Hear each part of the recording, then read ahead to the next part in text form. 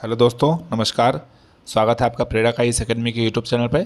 जैसा कि आप लोगों को पता है कि इस चैनल पे बिहार शिक्षक पात्रता परीक्षा जो बीपीएससी के द्वारा आयोजित करवाई जा रही है, उसके लिए डेडिकेटेड रूप से तैयारी करवाई जा रही है और उसी संदर्भ में महत्वपूर्ण टेस्ट सीरीज का भी आयोजन करवाया जा रहा है, जिसमें अभी तक कुल 12 टेस्ट सीरीज करवाया जा चुका है। आज जो है हम टेस्ट सीरीज नंबर 13 लेके आए हैं, जिसमें 50 महत्वपूर्ण प्रश्नों का सेट करवाया जा रहा है।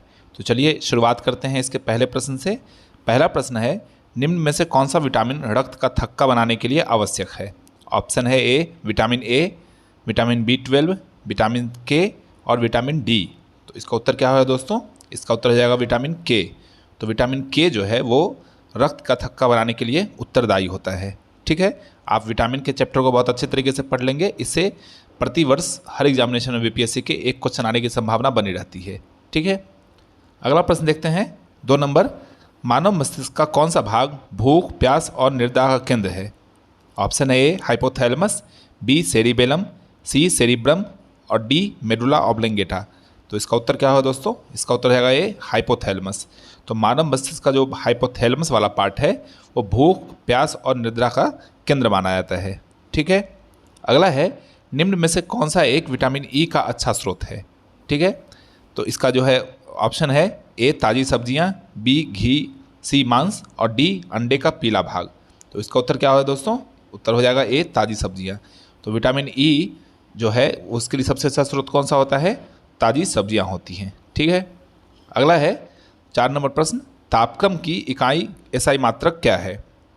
तो इसका ऑप्शन है ए केल्विन, बी सेल्सियस, सी फ़ारेनहाइट और डी जूल। तो इसका उत्तर क्या होगा दोस्तों? इसका उत्तर रहेगा ए केल्विन। तो तापक्रम की एसआई इकाई क्या होती है? केल्विन होती है। ठीक है, अगला प्रश्न देखते हैं 5 नंबर, कीड़े पानी की सतह पर बिना डूबे घूम सकते हैं, उसका क्या कारण है? ऑप्शन ए गतिक उत्थापन के कारण, बी पानी की शांतता के कारण, सी पानी के पृष्ठ तनाव के कारण से और डी उपयुक्त में से कोई नहीं। इसका उत्तर क्या होगा दोस्तों? इसका उत्तर रहेगा सी पानी के पृष्ठ तनाव के कारण से, अर्थात सरफेस टेंशन से। तो सरफेस टेंशन के कारण से क्या होता है कि कीड़े जो होते हैं वो आप देखेंगे पानी की सतह पर घूमते रहते हैं, तैरते रहते हैं। उसका एकमात्र कारण होता है पृष्ठ तनाव। ठीक है, अगला प्रश्न देखते हैं 6 नंबर, डेटा सूचना कंप्यूटर में किस रूप से स्टोर की जाती है? ऑप्शन है A directory, B file, C floppy और डी ग्राफिक फाइल। तो आपसे पूछ रहा है कि जो डेटा होते हैं जिसको सूचना आप कहते हैं वो कंप्यूटर रूप में किस रूप में स्टोर की जाती है? तो इसका उत्तर क्या होगा दोस्तों? इसका उत्तर रहेगा बी फाइल। तो फाइल नामक एक्सटेंशन बना के कोई भी डेटा जो होता है वो कंप्यूटर में सेव की जाती है। कंप्यूटर में आप लोगों को पता है कि 2 तरह की मेमोरी होती है, एक को रोम कहा जाता है, एक को रैम कहा जाता है। ठीक है, तो जो परमानेंट मेमोरी होती है वो रोम होती है और जो वोलेटाइल मेमोरी होता है वो रैम होता है। ठीक है, और रोम में जो है फाइल के रूप में किसी भी डेटा को एकत्रित किया जाता है। ठीक है, अगला प्रश्न देखते हैं 7 नंबर, एक चिड़िया एक तार के पिंजरे में बैठी है जो एक स्प्रिंग तुला से लटक रही है। यदि चिड़िया पिंजरे के अंदर उड़ना शुरू कर देती है तो स्प्रिंग तुला की माप क्या होगी? ऑप्शन है ए अपरिवर्तित, बी पहले से कम, सी पहले से अधिक और डी उपयुक्त में से कोई नहीं। तो इसका उत्तर क्या होगा दोस्तों? पहले से कम। तो स्प्रिंग तुला की जो माप होगी वो क्या हो जाएगी? पहले से कम हो जाएगी। ठीक है, अगला प्रश्न देखते हैं 8 नंबर, वैसे स्थान जहाँ कंप्यूटर प्रोग्राम एवं डेटा संचयित करता है को क्या कहा जाता है? ऑप्शन है A memory, B store house, C storage house और डी उपयुक्त में से कोई नहीं। तो इसका उत्तर आप लोगों को मैंने ऊपर भी बताया है कि उसको स्टोरेज यूनिट कहते हैं, जिसको रोम और रैम के नाम से जानते हैं। ठीक है, ओके, अगला प्रश्न देखते हैं 9 नंबर, पौधों की लंबाई में वृद्धि के लिए निम्न में से कौन सा आवश्यक नहीं है? आपसे पूछ रहा है। ठीक है, तो इसका ऑप्शन है A calcium, B sodium, C nitrogen और डी फास्फोरस। तो इसका उत्तर क्या होगा दोस्तों? 9 नंबर का बी सोडियम। तो कैल्शियम और नाइट्रोजन फास्फोरस जो होते हैं वो पौधों की लंबाई में वृद्धि के लिए सहायक होते हैं और सोडियम जो होता है वो पौधे की वृद्धि के लिए सहायक नहीं होता है। ठीक है, अगला प्रश्न देखते हैं 10 नंबर, प्रकाश वर्ष की इकाई होती है किसकी? प्रकाश वर्ष की। इसका ऑप्शन है ए समय की, बी दूरी की, सी प्रकाश की और डी प्रकाश की तीव्रता की। तो प्रकाश वर्ष किसकी मापक इकाई है? उसका उत्तर हो जाएगा आपका 10 नंबर का बी दूरी की। ठीक है, अगला प्रश्न देखते हैं 11 नंबर, जब लोहे की कील में जंग लगती है तब आयरन ऑक्साइड बनता है, ऐसी स्थिति में निर्मित होती है। ऑप्शन ए कील के भार में बिना कोई परिवर्तन हुए, बी कील के भार में कमी के साथ, सी कील के भार में बढ़त के साथ, और डी कील के भार में रंग में बिना कोई परिवर्तन हुए। तो इसका उत्तर क्या होगा दोस्तों? इसका उत्तर रहेगा सी कील के भार में बढ़ोतरी के साथ में। ठीक है, अगला प्रश्न देखते हैं 12 नंबर। चंपारण सत्याग्रह में 1917 में कृषकों की प्रमुख शिकायत किसके खिलाफ थी? ऑप्शन है ए गैर कानूनी कर, बी जमींदारों की दमन नीति, सी भूस्वामियों की मांग, और डी 3 कठिया पद्धति। तो इसका उत्तर क्या होगा दोस्तों? इसका उत्तर आप सभी लोग को और मान्यता पता होगा, इसका उत्तर है 3 कठिया पद्धति। तो 3/20 की जो व्यवस्था थी ब्रिटिश काल की शोषणकारी नीति, जिसमें 1 बीघे में जिसमें 20 कट्ठा होता है उसमें 3 कट्ठे में अनिवार्य रूप से नील की खेती करनी होती थी, और उसके बदले में उचित मुआवजा भी नहीं दिया जाता था। और इसी शोषणकारी नीति के खिलाफ में राजकुमार शुक्ल ने लखनऊ अधिवेशन जो 1916 में हुआ था, महात्मा गांधी को इसके बारे में अवगत कराया था, और महात्मा गांधी 10 अप्रैल 1917 को पहले पटना पहुंचे थे, और फिर 17 अप्रैल 1917 को चंपारण पहुंचकर अपने पहले सत्याग्रह आंदोलन, जिसको आप चंपारण सत्याग्रह के नाम से जानते हैं, का सफल नेतृत्व किया था। ठीक है, तो ये इन चंपारण सत्याग्रह जो टॉपिक है वो बहुत ही महत्वपूर्ण है परीक्षा के लिहाज से, खासकर बीपीएससी के एग्जामिनेशन से आप देखेंगे कि चंपारण सत्याग्रह से एक न एक प्रश्न पूछे जाते हैं, तो आप इसके बाकी जो बचे हुए तथ्य हैं उसको तैयार कर लेंगे। अगला क्वेश्चन देखते हैं 1931 में सोशलिस्ट पार्टी का गठन किसने किया था? तो 1931 में बिहार में जो समाजवादी पार्टी है उसका गठन किसने किया था? ऑप्शन है ए फूलन प्रसाद वर्मा, बी स्वामी योगानंद, सी नरहरि पारिक, और डी दादा भाई नेरोजी। तो इसका उत्तर क्या होगा दोस्तों? इसका उत्तर जाएगा 13 का ए। तो फूलन प्रसाद वर्मा ने 1931 में समाजवादी पार्टी अर्थात सोशलिस्ट पार्टी का गठन किया था। आप लोग वर्ष भी याद रखेंगे, 1931 में सोशलिस्ट पार्टी का गठन किया गया था। ठीक है, किसने किया था? फूलन प्रसाद वर्मा ने। ठीक है, अगला प्रश्न देखते हैं 14 नंबर। बिहार में 1939 में अंबारी सत्याग्रह का नेतृत्व किसने किया था? Option A Rahul Sankrityayan, B Yadunandan Sharma, C Swami Sahajanand, और डी कार्यानंद शर्मा। तो इसका उत्तर क्या होगा दोस्तों 14 नंबर का? इसका उत्तर हो जाएगा ए राहुल संकृतायन। तो अगर आप लोगों को इसका उत्तर नहीं भी पता होता दोस्तों, तो आप लोगों को पता है कि यदुनंदन शर्मा, स्वामी सहजानंद और कार्यानंद शर्मा जो थे वो तीनों किसान आंदोलन से मूलतः जुड़े हुए थे, और राहुल संकृतायन जो है उनका नाम किसान आंदोलन में नहीं आता है। तो अगर आपसे पूछ रहा है कि अंबारी सत्याग्रह का नेतृत्व किसने किया था, तो बीपीएससी हो सकता है ट्रैप करने के लिए इस तरह का क्वेश्चन आप लोगों को बना के दे कि आप लोग जो है इसमें गेस वर्क भी कर सकें, क्योंकि देखिए 150 क्वेश्चन, या अगर एग्जामिनेशन में आप टीचर की बात करेंगे तो 120 में से 120 प्रश्न किसी को नहीं आएंगे, सारे लोगों को कुछ ना कुछ गेस वर्क करना पड़ेगा। तो इस तरह के क्वेश्चन में इस तरह से दिमाग लगा के आप इसको भी हल कर सकते हैं। ठीक है, तो इसका उत्तर क्या है दोस्तों? राहुल संकृतायन। ओके, अगला है भारत में महात्मा गांधी ने अपने सत्याग्रह के तरीके का सबसे प्रथम प्रयोग कहाँ किया था? ठीक है, जो उन्होंने सत्य के साथ प्रयोग किया था, जिसको आप सत्याग्रह के नाम से जानते हैं, उसका सबसे सफल प्रयोग कहाँ किया था? मैंने ऊपर आपको बताया है। ऑप्शन है यहाँ ए बारदौली, बी चंपारण, सी खेरा, और डी धरसना। तो इसका उत्तर क्या होगा दोस्तों 15 नंबर का? बी चंपारण। तो चंपारण सत्याग्रह जो 1970 में हुई थी, तो उस दिन क्या हुआ था कि सत्याग्रह के सबसे पहले सत्याग्रह का सफल प्रयोग महात्मा गांधी ने चंपारण में किया था। ठीक है, अगला प्रश्न देखते हैं 16 नंबर। आज़ाद हिंद फौज की रचना किसने की थी? ऑप्शन है ए, गठन यहाँ पे पढ़ेंगे आप, आज़ाद हिंद फौज का गठन जो है वो किसने किया था? ऑप्शन है ए सुभाष चंद्र बोस, बी मोहन सिंह भाकना, सी रास बिहारी बोस, और डी मोहन सिंह। तो इसका उत्तर क्या है दोस्तों? इस उत्तर हो जाएगा सी रास बिहारी बोस। तो आज़ाद हिंद फौज का गठन किसने किया था? रास बिहारी बोस ने। ठीक है, अगला देखते हैं भारत का पूर्ण स्वराज दिवस कब मनाया जाता है? ऑप्शन है ए 15 अगस्त 1947, बी 15 अगस्त 1930, सी 26 जनवरी 1950, और डी 26 जनवरी 1930। तो इसका उत्तर क्या होगा दोस्तों? इसका उत्तर हो जाएगा डी 26 जनवरी 1930। तो भारत का पूर्ण स्वराज दिवस जो है 26 जनवरी 1930 को मनाया गया था। ठीक है, अगला प्रश्न देखते हैं 18 नंबर। इनमें से कौन कैबिनेट मिशन का सदस्य नहीं था? ठीक है, आप लोगों को पता है कि 24 मार्च 1946 को, ठीक है, कैबिनेट मिशन का भारत में आगमन हुआ था, और पूछ रहा है इसमें से कि इनमें से कौन से कैबिनेट मिशन में सदस्य नहीं थे। तो ऑप्शन है ए लॉर्ड एटली, बी लॉर्ड पैथिक लॉरेंस, सी सर स्ट्रेटफोर्ड क्रिप्स, और डी एवी अलेक्जेंडर। तो इसका उत्तर क्या हो दोस्तों? इसका उत्तर है ए लॉर्ड एटली। तो लॉर्ड एटली जो थे वो कैबिनेट मिशन का सदस्य नहीं था। ठीक है, अगला है 19 नंबर। कम्युनल अवार्ड, जिसको आप सांप्रदायिक अवार्ड के नाम से जानते हैं, किसके द्वारा प्रस्तुत किया गया था? ऑप्शन है ए लॉर्ड मिंटो, बी लॉर्ड एटली, सी लॉर्ड मैकडोनाल्ड और डी सर स्ट्रैफोर्ड क्रिप्स। तो इसका उत्तर क्या होगा दोस्तों? 19 का लॉर्ड मैकडोनाल्ड। तो कम्युनल अवार्ड जो है वो लॉर्ड मैकडोनाल्ड द्वारा प्रस्तुत किया गया था। ठीक है, अगला प्रश्न देखते हैं। लाला हरदयाल, बाबा हरनाम सिंह टुंडीलाट और बाबा सोहन सिंह भाकना और गुरुदत्त सिंह वो किससे जुड़े हुए थे? ऑप्शन है ए इंडिपेंडेंस लीग से, बी नवजवान भारत सभा से, सी गदर आंदोलन से और डी अकाली आंदोलन से। तो इसका उत्तर आप लोगों को पता होगा संभवतः दोस्तों, इसका उत्तर रहेगा ए सी गदर आंदोलन से। तो लाला हरदयाल, बाबा हरनाम सिंह टुंडीलाट और बाबा सोहन सिंह भाकना, गुरुदत्त सिंह जो है वो गदर आंदोलन से जुड़े हुए थे। ठीक है, अगला प्रश्न देखते हैं 21 नंबर। भारतीय राष्ट्रीय कांग्रेस की कार्य समिति ने भारत छोड़ो आंदोलन का प्रस्ताव कहाँ पारित किया था? आप लोग पता है कि भारत छोड़ो आंदोलन का प्रस्ताव पारित किया गया था, वो कहाँ पारित किया गया था यहाँ पूछ रहा है आपसे। ऑप्शन है ए वर्धा, बी सूरत, सी बिहार और डी कलकत्ता। तो इसका उत्तर क्या होगा दोस्तों? इसका उत्तर रहेगा ए वर्धा। तो वर्धा में सर्वप्रथम भारत छोड़ो आंदोलन का प्रस्ताव पारित किया गया था और इसी आंदोलन में गांधी जी ने करो या मरो का नारा दिया था। ठीक है, अगला प्रश्न देखते हैं 22 नंबर। 1918 की अहमदाबाद मजदूर आंदोलन का नेतृत्व किसने किया था? ऑप्शन है ए सरदार वल्लभ भाई पटेल, बी महात्मा गांधी, सी बाल गंगाधर तिलक और डी गोपाल कृष्ण गोखले। इसका उत्तर क्या होगा दोस्तों? 22 नंबर का इसका उत्तर रहेगा एम के गांधी।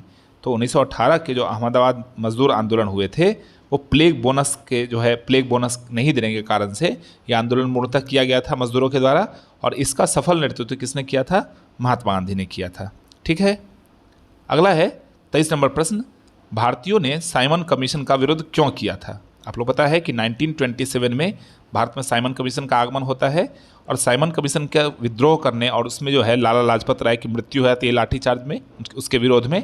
ठीक है, और उसी की परिणति होती है कि जो है एक विस्फोटक आंदोलन की जो है शुरुआत होती है भारत में। तो पूछ रहा है आपसे कि भारतीयों ने साइमन कमीशन का विरोध क्यों किया था? तो ऑप्शन है ए क्योंकि इसका इरादा भारत की समस्याओं को सुलझाना नहीं था, बी क्योंकि इसका उद्देश्य हिंदू और मुसलमान में फूट डालना था, सी क्योंकि इसके सभी अंदर सदस्य जो थे वो भारतीयों को प्रतिनिधित्व नहीं दिया गया था, सारे सदस्य जो थे इसके ब्रिटिश थे, और डी क्योंकि यह भारतीयों पर अत्याचार के लिए जिम्मेदार था। तो इसका उत्तर क्या होगा दोस्तों? 23 का सी, क्योंकि इसमें जितने भी सदस्य थे वो क्या थे? ब्रिटिश थे और इसमें भारतीयों का प्रतिनिधित्व नहीं दिया गया था। ठीक है, इसीलिए साइमन कमीशन का भारत में पुरजोर विरोध किया गया था। नेक्स्ट क्वेश्चन देखते हैं। निम्न में से कौन सा सुमेलित नहीं है? यहाँ पे देखिए कांग्रेस का अधिवेशन पूछ रहा है। आप लोगों से बार बार मैंने बताया है कि 1885 से लेके 1947 तक जितने भी कांग्रेस के अधिवेशन हुए हैं वो सारे बहुत ही महत्वपूर्ण हैं, उसको आप एक बार देख लेंगे। और खासकर जिसमें कोई भी महत्वपूर्ण चीज़ें जुड़ी हुई हैं, खासकर महात्मा गांधी ने कब भाग लिया था, पहले कौन थे, पहली महिला कौन थी, पहली भारतीय महिला कौन थी, सबसे ज़्यादा बार किसने किया, सबसे पहले गांव का अधिवेशन कहाँ पे हुआ था, बिहार में कौन से अधिवेशन हुए थे, उसकी अध्यक्षता किसने की थी। तो इस तरह के जितने भी प्रश्न हैं जो भारतीय राष्ट्रीय कांग्रेस से संबंधित हैं उसको आप देख लेंगे, परीक्षा में पूछने जाने की संभावना बनी रहेगी। तो यहाँ क्वेश्चन पूछ रहा है कि निम्न में से कौन सा सुमेलित नहीं है? ऑप्शन है ए बेलगांव अधिवेशन 1924 महात्मा गांधी, बी कलकत्ता अधिवेशन 1928 सरोजिनी नायडू, सी हरिपुरा अधिवेशन 1938 सुभाष चंद्र बोस और डी मेरठ अधिवेशन 1946 आचार्य कृपलानी। तो इसका उत्तर क्या होगा दोस्तों? 24 का बी कलकत्ता अधिवेशन 1928, ये सरोजिनी नायडू इससे नहीं जुड़ी हुई थी। ठीक है, अगला देखते हैं 25 नंबर प्रश्न। भारतीय राष्ट्रीय कांग्रेस की ऐतिहासिक लाहौर अधिवेशन 1929 की अध्यक्षता किसने की थी? आप लोगों को पता है कि 1929 में ही स्वराज अधिनियम पारित किया गया था, भारत ने स्वराज का नारा दिया था। तो पूछ रहा है कि लाहौर अधिवेशन 1929 जो हुई थी उसकी अध्यक्षता किसने की थी? ऑप्शन है ए मोतीलाल नेहरू, बी जवाहरलाल नेहरू, सी लाला लाजपत राय और डी महात्मा गांधी। तो इसका उत्तर आप सभी लोगों को पता है दोस्तों, इसका उत्तर रहेगा बी जवाहरलाल नेहरू। जवाहरलाल नेहरू ने लाहौर अधिवेशन 1929 की अध्यक्षता की थी। ठीक है, अगला है खिलाफत आंदोलन का नेतृत्व किसने किया था? ऑप्शन है ए हकीम अजमल खान, बी अली ब्रदर्स, सी हजरत मोहानी और डी मोहम्मद अली जिन्ना। तो इसका उत्तर क्या होगा दोस्तों? इसका उत्तर रहेगा बी अली ब्रदर्स। तो खिलाफत आंदोलन का नेतृत्व किसने किया था? अली ब्रदर्स ने किया था। ठीक है, अगला है जिसका नाम है मोहम्मद अली और शौकत अली। ठीक है, आप इसको भी याद रखेंगे। नेक्स्ट क्वेश्चन है, निम्न में से कौन संसद के दोनों सदनों की संयुक्त बैठक की अध्यक्षता करता है? ऑप्शन है ए राष्ट्रपति, बी प्रधानमंत्री, सी राज्यसभा का सभापति और डी लोकसभा का अध्यक्ष। तो आप लोगों को मैंने पहले ही बताया हुआ है दोस्तों कि जो सदन के संयुक्त बैठक होती हैं उनकी अध्यक्षता जो है हमेशा लोकसभा का अध्यक्ष करता है, ठीक है। और अगर मत होता है तो मत जो निर्णायक मत होता है वो भी लोकसभा का अध्यक्ष देता है, ठीक है। नेक्स्ट क्वेश्चन देखते हैं 28 नंबर, संविधान सभा के संवैधानिक सलाहकार कौन थे? Option A Sachchidanand Sinha, B K M Munshi, C B N Rau और डी टी टी कृष्णामाचारी। तो इसका उत्तर क्या होगा दोस्तों? 28 का सी बी एन राव। तो संविधान सभा के संवैधानिक सलाहकार कौन थे? बी एन राव थे, ठीक है। अगला प्रश्न देखते हैं 29 नंबर, भारत के संविधान में कौन सा अनुच्छेद कारखानों में बच्चों के नियोजन का प्रतिषेध करता है? ऑप्शन है ए अनुच्छेद 19, बी अनुच्छेद 17, सी अनुच्छेद 23 और डी अनुच्छेद 24। तो इसका उत्तर क्या होगा दोस्तों? इसका उत्तर हो जाएगा 29 नंबर का डी अनुच्छेद 24। तो अनुच्छेद 24 जो है वो क्या करता है कि कारखानों में बच्चों के नियोजन का प्रतिषेध करता है, ठीक है। अगला प्रश्न देखते हैं, संघ लोक सेवा आयोग अपना वार्षिक प्रतिवेदन किसे सौंपता है? ठीक है, आप लोग पता है कि संघ लोक सेवा आयोग और राज्य लोक सेवा आयोग जो है वो अपना वार्षिक प्रतिवेदन प्रस्तुत करते हैं। तो यहाँ से आप लोग पूछ रहे हैं कि संघ लोक सेवा आयोग किसे प्रस्तुत करता है? ऑप्शन है ए प्रधानमंत्री को, बी राष्ट्रपति को, सी लोकसभा अध्यक्ष को और डी गृह मंत्री को।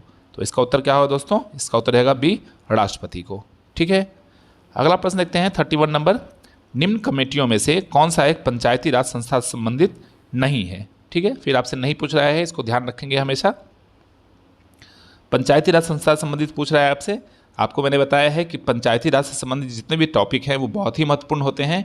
आप एक बार जाके लक्ष्मीकांत से इसके चैप्टर को पढ़ लेंगे और वहाँ से पढ़ने के बाद आपके सारे कॉन्सेप्ट क्लियर हो जाएंगे और साथ ही साथ इससे संबंधित फैक्ट भी आपके तैयार हो जाएंगे। तो पूछ रहा है आपसे VPN Rao committee, B L M. Sanghvi committee, C Ashok Mehta committee और डी बलवंत राय मेहता कमेटी। तो आपसे पूछ रहा है कि निम्न में से कौन से संबंधित नहीं है? तो वीपीएन राव कमेटी जो है इससे संबंधित नहीं है। बाकी एल.एम. संघवी कमेटी 1985 में बनी थी, ठीक है। अशोक मेहता कमेटी 1977 में बनी थी और बलवंत राय मेहता कमेटी 1957 में इसका गठन हुआ था, ठीक है। तो ये सारे ये तीनों जो हैं वो पंचायती राज व्यवस्था से संबंधित है। वीपीएन राव कमेटी जो है पंचायती राज व्यवस्था से संबंधित नहीं है, ठीक है। अगला प्रश्न देखते हैं 32वां नंबर, निम्न तिथियों में से किस तिथि को पंचायती राज संस्था को संविधान का 73वां संशोधन अधिनियम 1992 के द्वारा संवैधानिक पद दिया गया था? ऑप्शन है ए 23 अप्रैल 1993, बी 20 दिसंबर 1993, सी 23 अप्रैल 1994 और डी 20 दिसंबर 1994। तो इसका उत्तर क्या होगा दोस्तों? 32 नंबर का सी 23 अप्रैल 1994 को, ठीक है। नेक्स्ट क्वेश्चन देखते हैं, बिहार में रेल कोच फैक्ट्री का केंद्र कहाँ स्थित है? ऑप्शन है ए बरौनी, बी मोकामा, सी जमुई और डी किशनगंज। तो इसका उत्तर क्या होगा दोस्तों? इसका उत्तर है बी मोकामा। तो बिहार में रेल कोच फैक्ट्री का केंद्र कहाँ स्थित है? मोकामा में स्थित है, ठीक है। अगला प्रश्न देखते हैं 34 नंबर, निम्नलिखित कृषि में से कौन सा भदई, अगहनी एवं गरमा कृषि से संबंधित है? ऑप्शन है ए धान, बी गेहूँ, सी मक्का और डी दाल। तो इसका उत्तर क्या होगा दोस्तों? धान। तो भदई, अगहनी और गरमा जो है वो किससे संबंधित है? धान की कृषि से संबंधित है, ठीक है। अगला है 35 नंबर प्रश्न, आम्र वर्षा क्या है? ऑप्शन ए आमों की वर्षा, बी शीतकालीन वर्षा, सी मानसूनी वर्षा और डी उत्तर पूर्व बिहार में मानसूनी पूर्व वर्षा। तो इसका उत्तर क्या होगा दोस्तों? 35 का इसका उत्तर रहेगा डी उत्तर पूर्वी बिहार में जो मानसून पूर्व वर्षा होती है उसको आम्र वर्षा के नाम से जाना जाता है, ठीक है। अगला प्रश्न देखते हैं 36 नंबर, निम्नलिखित खनिज अयस्क निक्षेपों में से कौन सा दंडकारण्य प्रदेश में मिलता है? दंडकारण्य प्रदेश कहाँ है दोस्तों? छत्तीसगढ़ प्रदेश में है। तो पूछ रहा है कि दंडकारण्य में कौन सा खनिज निक्षेप पाया जाता है? ऑप्शन है ए बॉक्साइट, बी लोहा, सी कोयला और डी तांबा। तो इसका उत्तर क्या होगा दोस्तों? इसका उत्तर रहेगा बी लोहा। तो दंडकारण्य क्षेत्रों में लोहा जो है वो पाया जाता है, ठीक है। नेक्स्ट क्वेश्चन देखते हैं 37 नंबर, निम्नलिखित उद्योगों में से कौन सा बरौनी बिहार में स्थापित है? ऑप्शन है ए स्टील उद्योग, बी रिफाइनरी उद्योग, सी लौह एवं इस्पात उद्योग और डी एल्यूमिनियम उद्योग। तो इसका उत्तर क्या है दोस्तों? इसका उत्तर आप सभी लोगों को पता है। तो बरौनी में जो है वो रिफाइनरी उद्योग अवस्थित है, ठीक है। इसको आप बरौनी रिफाइनरी के नाम से भी जानते हैं। नेक्स्ट है, निम्नलिखित में से कौन सा भारत का एक प्रमुख कपास उत्पादक क्षेत्र है? ऑप्शन है ए गंगा का मैदान, बी गोदावरी बेसिन, सी दक्कन का ट्रैप और डी दामोदर घाटी। तो इसका उत्तर क्या होगा दोस्तों? दक्कन ट्रैप। तो दक्कन ट्रैप जो है वो भारत में कपास उत्पादक क्षेत्र के रूप में जाना जाता है। ठीक है, अगला प्रश्न देखते हैं, पाक जलडमरू मध्य डैश के बीच में स्थित है। ठीक है, आप लोग पता है कि पाक जलडमरू मध्य जो है वो किसको किसको अलग करता है, इससे भी आपको क्लियर हो जाएगा इस क्वेश्चन से। ऑप्शन है ए भारत एवं श्रीलंका, बी भारत एवं पाकिस्तान, सी भारत एवं मालदीव और डी भारत एवं इंडोनेशिया। तो इसका उत्तर क्या हो जाएगा दोस्तों? ए भारत और श्रीलंका। तो अगर आप देखेंगे भारत और नेपाल के भारत और श्रीलंका के मैप को, तो ये भारत है और यहाँ पे श्रीलंका अवस्थित है और इस बीच में जो क्षेत्र है वो क्या होता है? पाक जलडमरू मध्य इसको कहा जाता है। ठीक है, और इसी से क्या होता है कि दोनों भारत और श्रीलंका कनेक्टेड है। ठीक है, नेक्स्ट क्वेश्चन देखते हैं, 40 नंबर प्रश्न, निम्नलिखित में से कौन सा यूरोप के रूड प्रदेश का एक प्रमुख उद्योग है? ऑप्शन है ए कृषि, बी व्यावसायिक उद्यम, सी औद्योगिक उद्यम और डी परिवहन उद्यम। तो इसका उत्तर क्या होगा दोस्तों? सी औद्योगिक उद्यम। ठीक है, नेक्स्ट है, नील नदी किस महाद्वीप में प्रवाहित होती है? ऑप्शन है ए अफ्रीका, बी एशिया, सी उत्तरी अमेरिका और डी दक्षिणी अमेरिका। इसका उत्तर क्या होगा दोस्तों? इसका उत्तर रहेगा ए अफ्रीका नदी, अफ्रीकी। तो नील नदी जो है वो अफ्रीकी महाद्वीप में प्रवाहित होती है। ठीक है, नेक्स्ट प्रश्न देखते हैं, 42 नंबर, 1947 में गंडक परियोजना को किसने प्रारंभ किया था? आप लोग पता है कि गंडक परियोजना जो है वो बिहार और नेपाल के मध्य की परियोजना है, जिसको भारत और नेपाल के मध्य परियोजना के नाम से जाना जाता है। तो ये किसने प्रारंभ किया था? ऑप्शन है ए बाबू जगजीवन राम, बी डॉक्टर राजेंद्र प्रसाद, सी जवाहरलाल नेहरू और डी सरदार पटेल। इसका उत्तर क्या होगा दोस्तों? 42 का डॉक्टर राजेंद्र प्रसाद। तो गंडक परियोजना जो है डॉक्टर राजेंद्र प्रसाद की देन है। ठीक है, नेक्स्ट क्वेश्चन है 43, भगवान बुद्ध ने ज्ञान प्राप्त करने के लिए लंबे समय तक तपस्या और साधना में व्यतीत किया। कहाँ व्यतीत किया यहाँ से पूछ रहा है आपसे। तो ऑप्शन है ए वैशाली में, बी राजगिरी में, सी लुम्बिनी में और डी गया में। तो इसका उत्तर क्या हो जाएगा दोस्तों? इसका उत्तर आप सभी लोगों को पता ही है, इसका उत्तर है डी गया में। तो भगवान बुद्ध ने गया में जो है बोध गया में उन्होंने उनकी वहाँ पे क्या हुई थी? ज्ञान की प्राप्ति हुई थी। लुम्बिनी में उनका जन्म स्थान है। ठीक है, जो नेपाल में स्थित है। नेक्स्ट है 44 नंबर, टाटा लौह एवं इस्पात कंपनी की स्थापना सिंहभूम जिले के साक्ची में किस वर्ष की गई थी? ऑप्शन है ए 1906, बी 1907, सी 1908 और डी 1909। तो इसका उत्तर क्या होगा दोस्तों? 44 का बी 1907। तो टाटा लौह एवं इस्पात कंपनी की स्थापना सिंहभूम के साक्ची में वर्ष 1907 में की गई थी। ठीक है, अगला प्रश्न देखते हैं 45 नंबर, 1946 और 50 के दौरान संविधान सभा का अध्यक्ष कौन था? मतलब आपसे पूछ रहा है कि 46 और 50 के दौरान, 46 से 50 के दौरान भारतीय संविधान सभा के अध्यक्ष कौन थे? ऑप्शन है ए सी राजगोपालाचारी, जिसको आप चक्रवर्ती राजगोपालाचारी के नाम से जानते हैं, बी जवाहरलाल नेहरू, सी वल्लभ भाई पटेल और डी राजेंद्र प्रसाद। तो इसका उत्तर क्या होगा दोस्तों? इसका उत्तर रहेगा डी राजेंद्र प्रसाद। तो राजेंद्र प्रसाद जो थे 46 से लेकर 50 तक संविधान सभा के अध्यक्ष थे। ठीक है, नेक्स्ट देखते हैं, भारतीय नेपोलियन किसे माना जाता है? मतलब भारतीय नेपोलियन का जो है उपनाम किसे प्राप्त है? ऑप्शन है ए चंद्रगुप्त प्रथम, बी समुद्रगुप्त, सी रामगुप्त और डी चंद्रगुप्त विक्रमादित्य। तो इसका उत्तर क्या होगा दोस्तों? बी समुद्रगुप्त। तो आप लोग पता है कि गुप्त शासक जो थे समुद्रगुप्त, उनको भारतीय नेपोलियन की उपाधि भी दी गई थी। ठीक है, अगला देते हैं सेबी, इसको आप security exchange board of India के नाम से जानते हैं, का मुख्यालय कहाँ स्थित है? ऑप्शन है ए दिल्ली में, बी मुंबई में, सी कोलकाता में और डी पुणे में। तो इसका उत्तर क्या होगा दोस्तों? मुंबई में। तो सेबी का मुख्यालय कहाँ स्थित है? मुंबई में स्थित है। नेक्स्ट क्वेश्चन देखते हैं 48, a century is not enough निम्नलिखित में से किस क्रिकेटर की आत्मकथा है? ऑप्शन है ए सचिन तेंदुलकर, बी विराट कोहली, सी सौरव गांगुली और डी वीवीएस लक्ष्मण। तो इसका उत्तर क्या होगा दोस्तों? सौरव गांगुली। तो a century is not enough किसकी रचना है? सौरव गांगुली की आत्मकथा है। ठीक है, अगला प्रश्न देखते हैं 49 नंबर, हाल ही में किसे मिस्र के सर्वोच्च सम्मान ऑर्डर ऑफ द नाइल से सम्मानित किया गया है? ठीक है, ऑप्शन है ए पाकिस्तानी गायिका आशा भोसले, भारतीय गायिका आशा भोसले, बी पाकिस्तानी क्रिकेटर शाहिद अफरीदी, सी भारत के प्रधानमंत्री नरेंद्र मोदी और डी ब्रिटेन के प्रधानमंत्री ऋषि सुनक। तो इसका उत्तर पता है आप लोगों को? इसका उत्तर है सी भारत के प्रधानमंत्री नरेंद्र मोदी। तो नरेंद्र मोदी को हाल ही में मिस्र के सर्वोच्च सम्मान ऑर्डर ऑफ द नाइल से सम्मानित किया गया है। अब अगला देखते हैं 50 और अंतिम प्रश्न। हाल ही में किस राज्य सरकार ने पद्म पुरस्कार विजेताओं को 10,000 रुपये मासिक पेंशन देने की घोषणा की है? ऑप्शन है ए बिहार, बी तमिलनाडु, सी हरियाणा और डी पश्चिम बंगाल। तो इसका उत्तर क्या होगा दोस्तों? इसका उत्तर आएगा हरियाणा। तो हाल ही में हरियाणा सरकार ने जो पद्म पुरस्कार विजेता हैं उन सभी को 10,000 रुपये मासिक पेंशन देने की घोषणा की है। तो इसी के साथ आज के 50 महत्वपूर्ण प्रश्न समाप्त हुए। उम्मीद है कि आप लोगों ने इसमें बेहतर प्रदर्शन किया होगा और इसके माध्यम से आप अपना मूल्यांकन भी कर रहे होंगे कि आपकी तैयारी किस दिशा में चल रही है। आप लोगों को पता है कि दोस्तों परीक्षा की तिथि अब नज़दीक आ रही है, तो आप अपनी तैयारी को एक नई दिशा प्रदान करें, एक नई धार प्रदान करें और निरंतर रूप से अपनी पढ़ाई को जारी रखें। तो इसी के साथ मिलते हैं अगले वीडियो में।